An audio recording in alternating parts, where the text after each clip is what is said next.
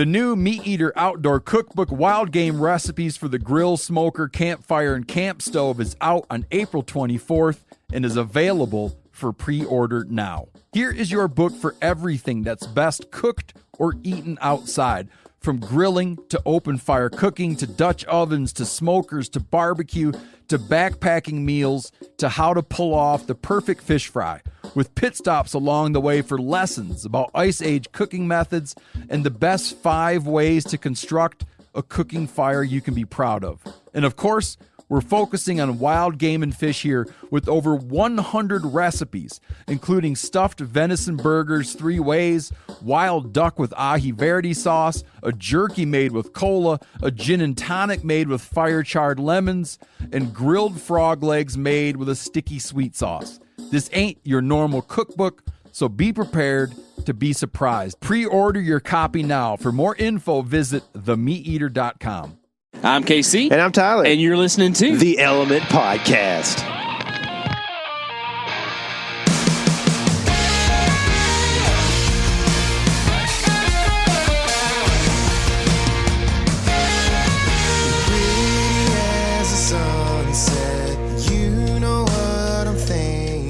What is happening, all my people? Maybe you in the woods, maybe you're not, maybe you're in the AC. It's where you really need to be. It is a scorcher out there right now, and we're about to have a sweet podcast that Tyler and I did about arrows. But I wanted to tell you a little bit of something that's going on next week and you need to be a part of. Okay, we're going to have an Element DIY hunting meetup, food fest, Mexican food, enchilada fajita, actually probably more traditional than that, just festival going on. And it's going to be on July 15th. It's going to be at the Cabela's in Buda, Texas, or Buda, as we say it down here, okay? We want to encourage any of y'all who can come out to come join us for that. You can get tickets on our website. It's going to be dadgum awesome, and we're going to premiere, we're going to get a sneak peek in my public land Oklahoma buck at that thing, and it's going to be awesome. I can't wait to show y'all that.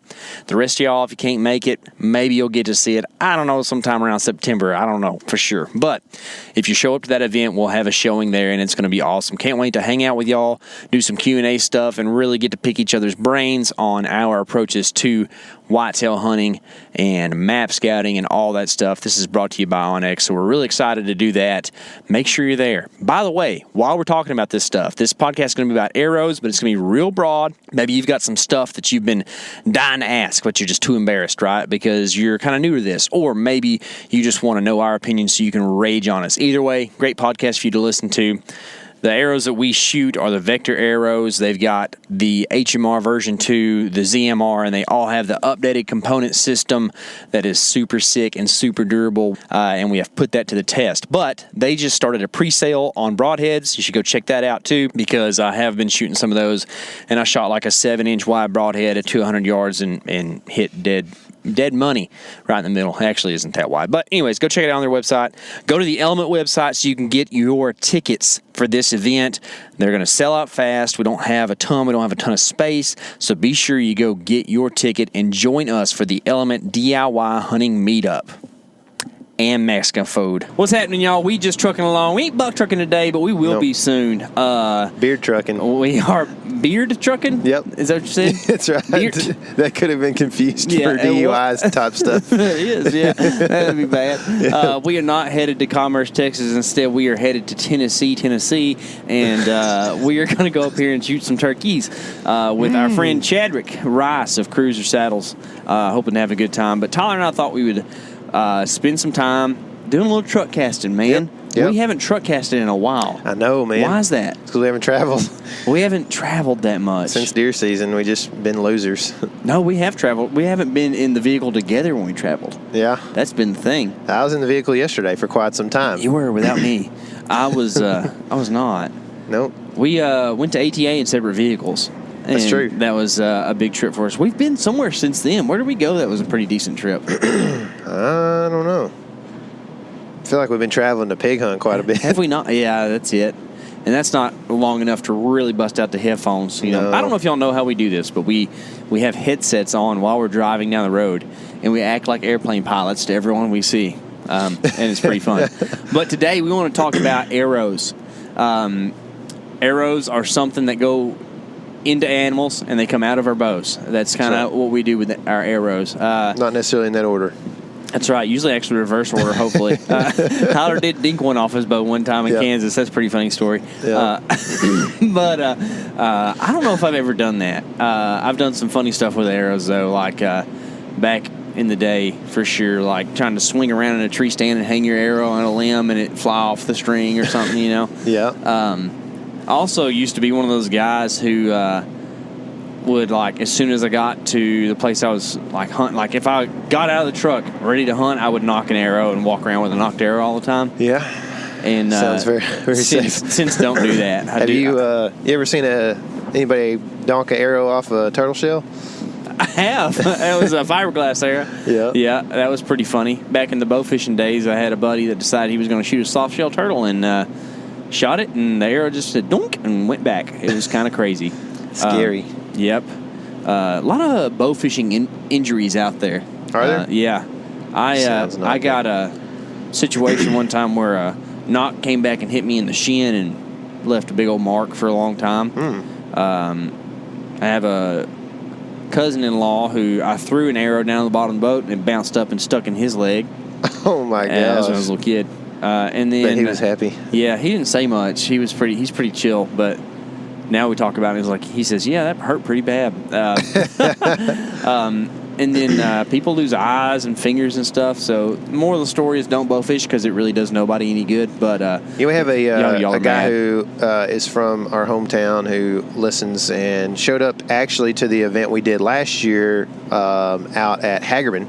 Ricky, who shot and had an arrow blow up, I think. And it went all up in his hand. Oh, really? You remember him telling you that story or telling us that story? Yeah. So he apparently I think he got most of it out or whatever, or thought he did, I guess, and then started hurting again months later, and a piece, like a shrapnel from that arrow was working its way back into the surface basically, and it came out essentially, he dug it out or whatever after it started hurting for a little while. I think that's how the story went. He was telling me about it. I saw Ricky a couple weeks ago actually in the Metroplex in an academy and we talked about deer hunting for a while. I bet you did. But that's wild. So kind of weird. And, okay. Why would an arrow do that? Okay, so here's the thing with that. I don't know. But I got some ideas. There's some ideas. I got some ideas. One thing that you need to do is never shoot an arrow that's been structurally damaged, like either by another arrow contacting it, or by exposure to heat, or I don't know, whatever else could hurt an arrow. You miss a target, or clip it weird or whatever. This is, and we're talking about carbon arrows right now for the most part. Obviously, it could be any arrow, but we're thinking a lot about carbon arrows. But arrows can be made of fiberglass, like you talked about earlier, for bow fishing stuff. They used to make arrows out of aluminum for hunting a bunch. They still make some, and they're jacketed aluminum. But what's that? FMJ. FMJ. Yeah. But I don't know. That's not my favorite thing. I mean, carbon is just pretty hard to beat. There's also wooden arrows. Yeah, if you're a traditionalist, trad guys. But either way, if you're talking about fiberglass or wood or carbon, if it has some kind of structural damage, that could be bad. Now, aluminum could too, but it's pretty likely that if that stuff bends at all, you can see it, you notice it, and it's probably not going to shatter into a million pieces into you, but it definitely could do some weird things. Another thing you have to watch out for that could make something shatter is an extremely overloaded spine. So let's take a little time and talk about some of the aspects of an arrow. Okay, so everybody knows that an arrow is something you shoot out of your bow, and usually there's about 4 parts to an arrow plus your projectile point. Okay, so let's just start there. That may be 5. So there's a broadhead or field point. There's some sort of an insert-outsert thing that you screw your point into. There is the shaft, which is the graphite carbon part, the aluminum part of the fiberglass. There's fletchings, and then there's a knock. at the opposite end, right? So the knock is what goes on the string. The fletchings are the feathers or plastic pieces, and then you kind of know what the other stuff is there. So all that stuff makes up an arrow. Arrows have two, let me just make sure this is right, two different ways they are rated, or I guess points of delineation, however you want to say it. There is grains per inch, and then there is, I guess there's three, and then there is going to be spine, and then there's going to be inside diameter. Okay, and those are kind of the three different three different types of measurements that you can look at an arrow and take from it. Inside diameter is kind of the one that's dependent on the other ones, because like GPI, which means grains per inch, it just means how much weight there is per inch of carbon. Let's just go with carbon, right? But per inch of arrow, without any of that other extra stuff, right? So per inch of shaft, how much that thing weighs. And you'll have a lot of variance to this. I mean, they have some that are down in the 6s. I think a lot of deer hunting arrows are in the mid-8s up to 10. Our Victor arrows are usually in that 8.5 to 9 range, a little bit over 9, depending on what your spine is as well, because all these things kind of depend on one another. So you have like a wall thickness, which makes that inside diameter bigger or smaller because of how thick the material is on the arrow. Arrows are all, for the most part, hollow on the inside, and that's where we're talking about the inside diameter, right? So whenever you have a higher GPI, usually has a thicker wall thickness, which makes for a smaller inside diameter. When you have that thicker wall, that makes a stiffer spine. If you're not keeping up with this, I'm sorry, but there's a lot of stuff kind of in there, right? So pretty much, more material means stiffer arrow means heavier arrow is kind of the way to kind of make it. Spine is like the flex, essentially. That's right. If it's stiff, then it doesn't flex much. It means it has a stiffer spine, is how they say it. So whenever they measure the spine of an arrow, and I think it's 30 inches, it might be 28. Some of y'all are experts and you're probably yelling at me. Don't take my word for that. But what they do is they put a weight in the dead center of an arrow. I think it's 1,000 grains. I don't remember that for sure either. But they put a weight in the dead center of a length of an arrow. I think it's 30 inches. And it's how much deflection there is. So how much that thing bends with that much weight. So it's kind of like how gauges on a shotgun work, where the smaller is bigger when it comes to numbers, right? So a 300 spine arrow is actually stiffer than a 500 spine arrow. A 500 spine arrow is bending in a half of an inch whenever that weight is added to the middle. What typical range are you seeing spines for hunting arrows? It depends on the shooter and the bow they're shooting, but anywhere from 5 to 3 is pretty 300 to 500. Sorry, I dropped the zeros there, but like I don't know if I've ever even seen anybody shoot a 500. Trad bows and ladies, gotcha, and kids shoot 500s a lot. Okay. Hadn't been around too many lady shooters, so that's probably why. I got my wife set up on those. And the shorter your draw length is, the bigger, I guess, the more flexible an arrow you can use. So, like, you probably need to use, right? Yeah, because it's shorter, it can be stiffer. When I say can, I really meant need. Sorry, you're right. But like hunter is a 24-inch draw length, right? So hunter has to shoot like a 500 spine arrow because whenever you shorten something, it makes it stiffer, right? Yeah. So if hunter was to shoot a 300 spine, I'm kind of joking here, guys, but if he was to shoot a 300 spine arrow, but it only be 23 inches long, he's actually shooting something that, has like a pencil. Yeah, it is stiff, right? Yeah. So, and another reason people shoot 500s is when you go to tuning a trad bow, you have to curve around the riser. So what they do is they kind of adjust their point weight on a lighter spined arrow to get that perfect curve around the riser, so you don't have that deflection of the fletchings off of the riser. So that's kind of why the difference in the spine weight there. Arrow tuning is kind of a tricky thing. If you're thinking about arrows, it's definitely something to keep in mind. You probably, if you're listening to this podcast, you probably think at least beyond the level of, I'm just going to go get what's at Walmart and shoot it, okay? People have killed deer doing that. I'm not saying you can't, but I would suggest if you want to become a better shooter, you want to tighten your groups, start paying attention to some tuning stuff when it comes to your arrows. And quite frankly, one of the great ways to do that is to go to the bow shop and get them to do it for you, but instead of handing them your bow, go watch them do it and kind of learn a little bit about it. Right? Ask a few questions. Yeah, ask a few questions about, like, hey, what's going on here? What are you doing there? Because tuning a bow is one thing, but tuning an arrow is a different thing. Most of the time, a good quality bow shop just knows what arrow to pick up and put on your bow, and it shoots just fine.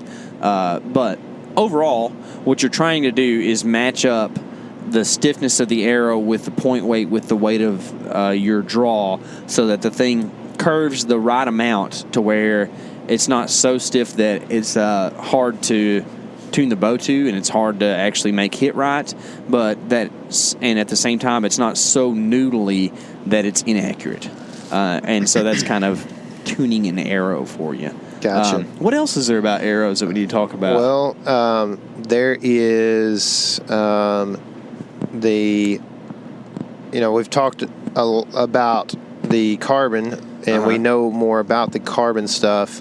I don't know if you know a whole lot about the trad arrows and what typically you're looking at, like in a grains per inch or any of that stuff, but if you do, it'd be good to hear about it. I still shoot carbon out of my recurve because it's the 21st century, guys. Some of y'all can get mad about that too. Cedar shaft arrows are really hard to get something that's congruent for it even sticks, right? Because the shaft of wood is just not very symmetrical. So I still shoot carbon with that. And at that point, it's just about, if you were a trad shooter, which means shoot a recurve or a longbow, you probably know that you got to do your own work on this, and somebody just can't explain your way into figuring out what arrow you should shoot, pretty much. Sorry. Go ahead. Okay, so let me talk about this then a little bit. And I don't want to step on the toes of another podcast we might do, but when you're choosing an arrow, should you be worried about speed, and what speed should you be worried about, if so? I think so. Hunter brought up a pretty good point the other day. Not to give him too much credit, I'll tell him to not listen to this one. But there is a level, because he was talking about having a shorter draw length, and he was saying, man, if I shoot a real heavy arrow, I'm shooting like a really, really slow arrow.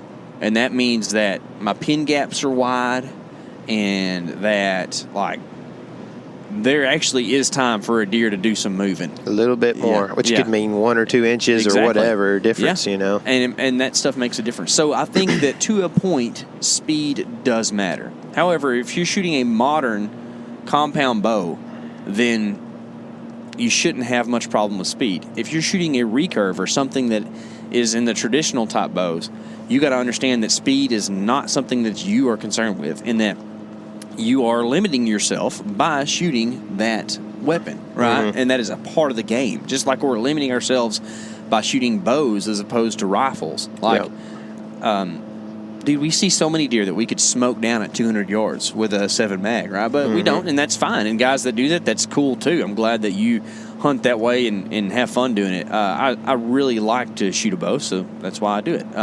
So there's just certain limitations that come along with things. But a short answer to that is, I think that anytime, this is my personal anecdotal thoughts, anytime you're below 240, you're kind of getting pretty slow.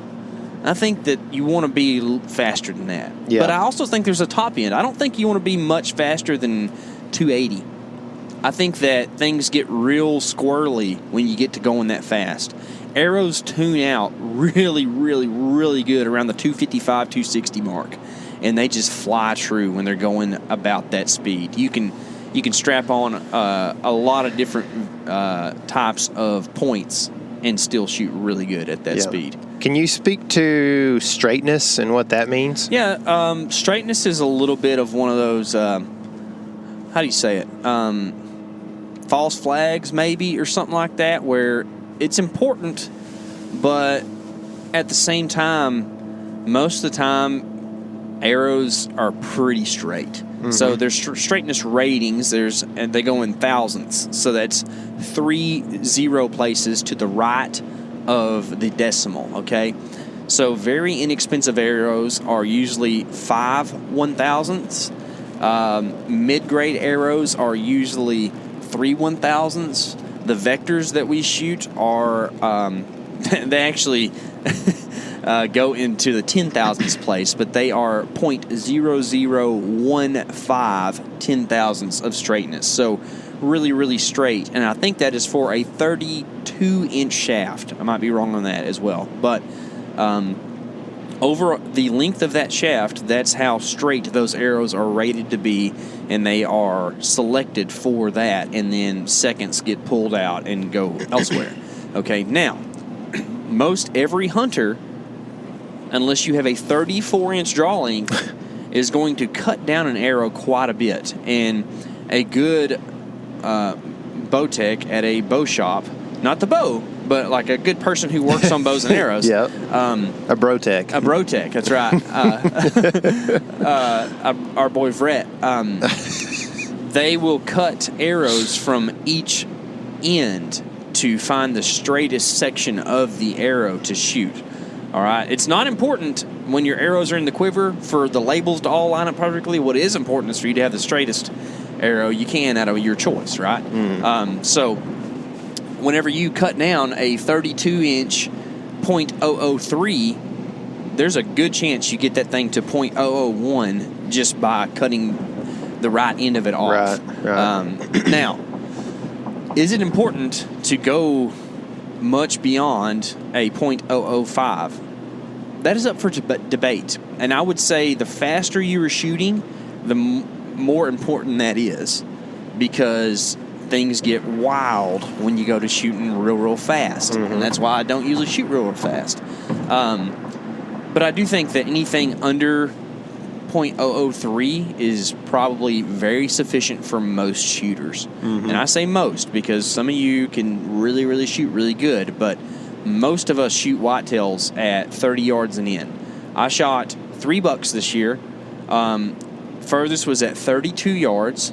The next closest was at 11, and the next closest was at 8. Isn't that right? Was my Oklahoma 8 or 14? I think 8. Oklahoma was at 8? No. Kansas was at 8. Yes. Oklahoma was like 14. Okay. Yeah. So, how straight of an arrow did I need to make those last 2 shots? I mean, dude, you can throw a baseball, couldn't you? Mm-hmm. You know what I mean? I can handle baseball, no problem. So, like, and baseballs are round. They are like the opposite of straight, right? But you almost made it to the pros in baseball. So. Oh, yeah, almost. Just needed a few more scouts to come look at me. I think that straightness is one of those things that people sell. I don't think it's like all that important. Yeah. However, hunting is a thing, like an activity of details, and every time you can be a percentage better, that's a percentage better, right? So operate within your means. Don't spend so much money on your arrows to get super straight ones that you can't, buy a tag. It's really one of the great things about Vector is that they're really good, really straight arrows with good components that, they're just pretty average on cost. They're not cheap, they're not expensive, but they are right there on the sweet spot. Yep. Where you want to be. So it's for the guy who kind of like wants a better setup, but doesn't necessarily want to nerd out like a straight up scientist. Yes, you know what I mean? Exactly, dude. Just wants to like understand the concepts and stuff, mm-hmm. and know what probably would work best for him. That's right, man. Make good assumptions and try some stuff. Yeah, for sure. So is there a room? Is there room to talk about knocks in this podcast? Yeah, I think so. I think that's in there for sure. We're going to lead the broadhead talk to something different.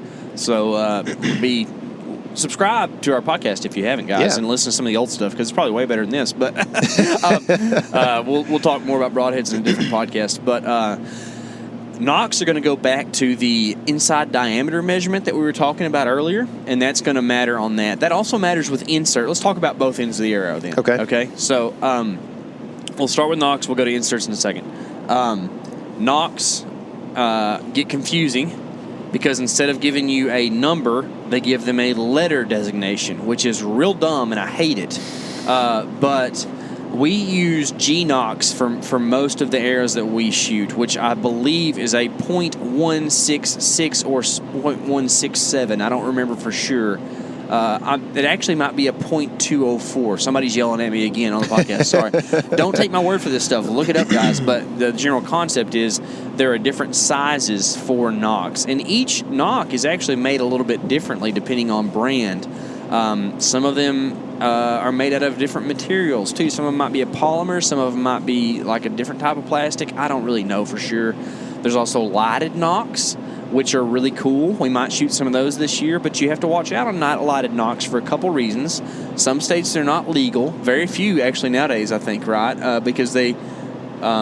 for a while, you couldn't register as a Pope and Young if you had a lighted knock, but that has since changed. Or Boone and Crockett. Well, I guess, technically, not Boone and Crockett. Yeah, Pope and Young would not accept those, but now do. Yeah. So and it's kind of like if you got thrown in jail for smoking weed several years ago. And, sorry, guys. It's like, oh, sorry, you went to jail, but now it's legal. Yeah, that's right. You're in prison for 10 years, and it's ruined your life. But you know what? Now they can buy it, as long as you have less than an ounce. You can get a misdemeanor or whatever.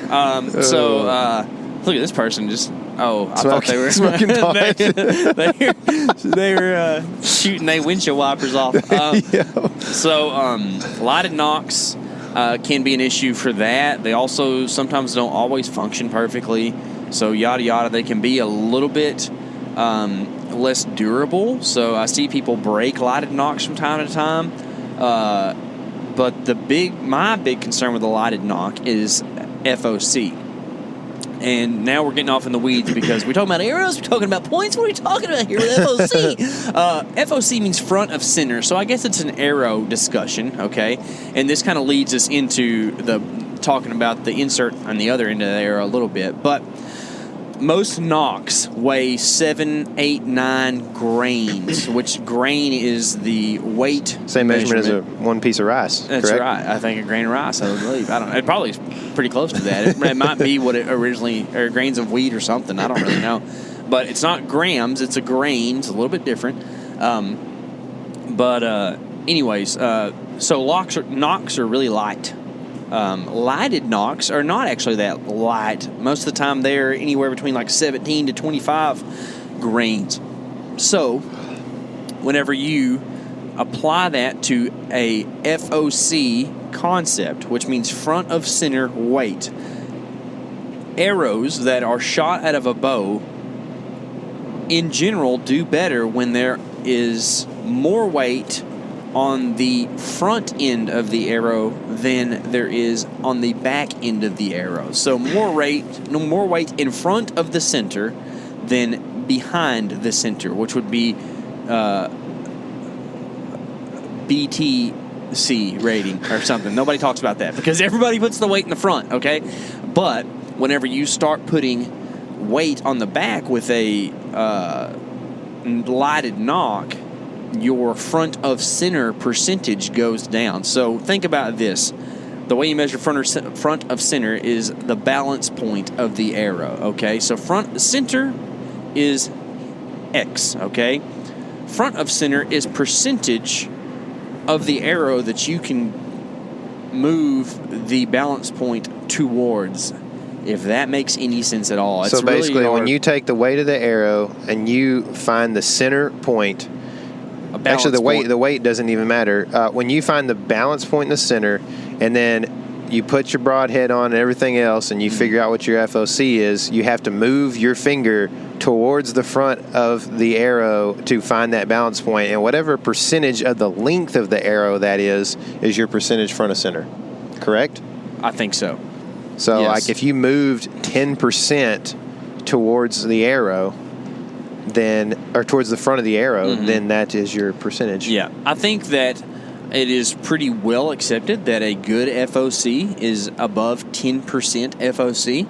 Some people shoot a little bit lighter than that. I would say if you can, shoot a little heavier. I like to be really above 15 normally. You can get kind of extreme with it, but it's really hard to make an arrow that's much over 20% FOC without like getting real weird with some stuff.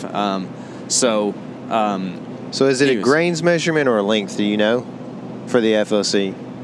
It's just a percentage. So right, but is it percentage of grains or percentage of length? It's percentage of length. Okay. So it's a percentage of like arrow's 30 inches long. Center point is 15 inches. It is a percentage towards the front. How much percentage of the arrow are you towards the front of the arrow? You want to have a little FOC. So that gets us to the nocks. Let's go up to the front of the arrow. You're going to have something called an insert, an outsert, a screw in, whatever you want to say it is.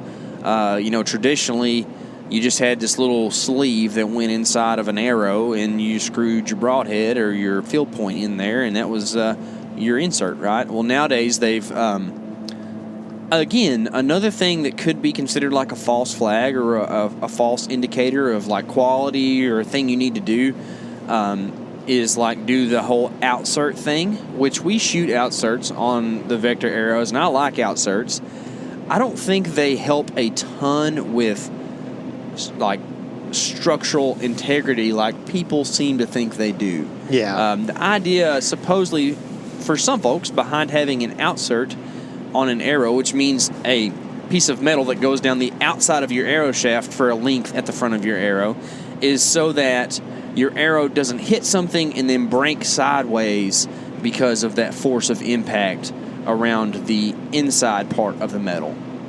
It's just not really something that practically happens, because how often are you hitting a rock-solid piece of metal or concrete with an arrow? And the answer is 0 times when you're shooting an animal, right? So it could happen, I guess. Yeah, but it just doesn't physically make a bunch of sense to me how it's any much different than an insert that already is structural in there, you know? I mean, you're always technically going to have a weak point at any point in time whenever you go from having metal to not having metal. Yes, exactly. So there's a weak point whether it's inserted or outserted. The reason I like outserts is because they help skinnier shafted arrows meet up to broadheads well. Yeah. And what that means is that you then have like a cavity behind the outsert down the shaft of the arrow where there's no friction of like animal matter. Because you've made a bigger hole through it already. Exactly. Yeah. So it helps with penetration, is why I like outserts. And it just makes a good like marriage point for a broadhead to the arrow, which means straighter arrows and, better arrow flight and yada yada. It also helps with FOC because it gives you another thing to like add weight with. Yep. So if you want to add some weight, you just put a little heavier outsert on there. What else do you think about that stuff? Any other thoughts on outsert, inserts, anything like that? I think I don't have a whole lot to say about that stuff really, but my I guess kind of concluding thought here more than anything is that I would just kind of talk about what I shot this past year, and I shot 520 grains, somewhere about around 520 and 525. I can't remember exactly what it was. And I shot the biggest, meanest 3-blade mechanical broadhead I could find, and I had pass-throughs with at a 520 grain arrow. I don't know what my FOC was. I wouldn't assume it was super high, and I had pass-throughs with on everything I shot this year. I shot 3 bucks with that setup, and then I shot another buck with a 600 grain. Or actually, it was 575, I believe, is what my hammer ended up being. And that was pass through as well. So I don't really think it takes a 600 grain arrow to pass through a deer. I shot some pretty big bodied deer. Now, a lot of people like to prepare for the worst case scenario, and if that's you might want to shoot a fixed blade with a 600 grain arrow and get through shoulders, right? Or, you can prepare for what most of your shots would be, which would be hopefully a good shot. If you're a pretty good shooter and you practice a bunch, that's not going to hit the shoulder blade, and or shoot quartering away shots, right? Mm-hmm. So those are kind of a couple of things. And I mean, I for sure hit ribs and stuff like that with that broadhead, had bent blades and stuff, still made complete pass-throughs. So if you're looking for an example of something that could work for you, that is what I shot this year. You shot about a 600, right? I shot 600 almost on the dot. Similar results. Yes, and Isaac, our buddy at Vector, talks about how like the there's a business word for this, right? But it's like a diminishing return happens at about 550 grains. Anything after that, like you gain a little bit, but how much are you gaining? Right. Maybe not a whole lot. So, but I got 600 grain arrows at the beginning of the year to test out, and I decided I wanted to try to shoot them all season. One of the reasons because I don't like to change stuff mid-season and have to mess with that. And I was not unhappy with the results. Yep.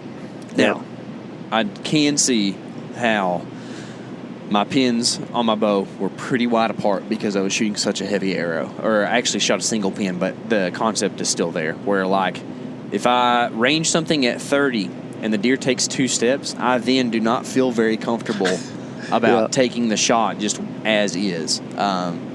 So that is what you give up. Yeah. What you gain is an insane ability to tune your arrow to your broadhead because it's super heavy and it is going to fly where it's supposed to. It's kind of making everything go where it's supposed to. That is exactly right, and I really, really like that aspect of it. So I don't know if I'm going to shoot that heavy of an arrow this year, but I'm probably not going to venture down to the 400s. That's not something I'm super That's interested in. the same reason that you, as a DB, you don't let a lineman get a hold of you. That's right. Because you're going where he wants you to.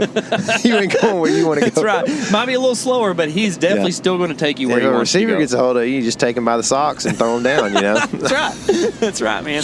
Yeah, so that's some pretty good arrow talk, man. I know we probably left some stuff out, but we didn't want to make this too exhaustive. So if you have any thoughts, send us a message, let us know. Yeah, we'll try to cover it. Yeah, we can revisit this some other time, guys. But I hope that you are taking time to work on this stuff this time of year because, man, like I was saying a while ago, you don't want to take time later in the deer season to have to mess with this stuff, right?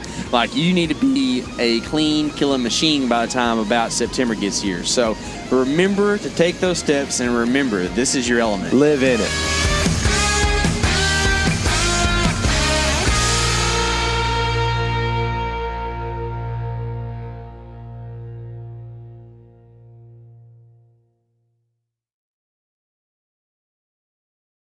The new Meat Eater Outdoor Cookbook Wild Game Recipes for the Grill, Smoker, Campfire, and Camp Stove is out on April 24th and is available for pre-order now. Here is your book for everything that's best cooked or eaten outside, from grilling to open fire cooking to Dutch ovens to smokers to barbecue to backpacking meals to how to pull off the perfect fish fry, with pit stops along the way for lessons about Ice Age cooking methods and the best 5 ways to construct a cooking fire you can be proud of. And of course, we're focusing on wild game and fish here with over 100 recipes, including stuffed venison burgers 3 ways, wild duck with ahi verde sauce, a jerky made with cola, a gin and tonic made with fire-charred lemons, and grilled frog legs made with a sticky sweet sauce. This ain't your normal cookbook, so be prepared to be surprised. Pre-order your copy now. For more info, visit themeateater.com.